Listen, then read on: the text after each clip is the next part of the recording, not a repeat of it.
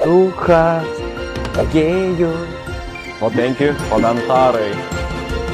Sveiki atvykę į top 5 komentarus, keliaujam prie jų. Threadsuose buvo įkeltas įrašas, kaip skirtingomis kalbomis pasakyti žodį arbata. Prie lietuviškos vėliavos buvo prirašytas pavadinimas tėja. Pasižiūrime į komentarus. Nu, pydarė, dabar laikykis už tą tėją. Kokia ble tėja, jopšt vairogi. Kokia tau tėja, duhas tu kurva arbata. Kažkoks kitas komentatorius rašo, tėja, tuoj tu skrisi kaip fėja čia už tokius. Šliuka, tu aš tave ant iešmo. Tėja, sako, driskus blecha nelaimingas Lietuvoje nesirodyk. Bent jau kur lietuviai gali pabūti vieningi. Viena mergina Facebook'e rašo, sveikos, gal kas kokių turi dietų, kaip numesti kelis nepageidaujamus kilogramus. Į ką Solveiga labai greitai sureaguoja. Reikia susirasti gerą vyrą, kuris jums duotų 3 kartus, 2 kartą į snukį ir 1 kartą ės. Labai gera dieta, atrodo kaip gazela. Dėkui, kad pasidalinai, aš tikiu, kad tikrai kažkas išmėgins. Mirė į medį Nidoje dviračiai važiavusi jauna moteris. Leonidas pastebi, aš taip suprantu, jį mirė, nes užvažiavo per aukštai į medį ir nukrito. Labai panašiai, Leonidai. Ji tiesiog tikriausiai įsigando aukščiau. Goda Lieva pasipuošė perregimą suknelę ir nepaliko vietos fantazijai. Andrėjus rašo, užtat paliko vietos bybėms. Aplinkosaugininkai pradeda automobilių taršos kontrolę. Andrius tiesiog numeta tokią nuotrauką.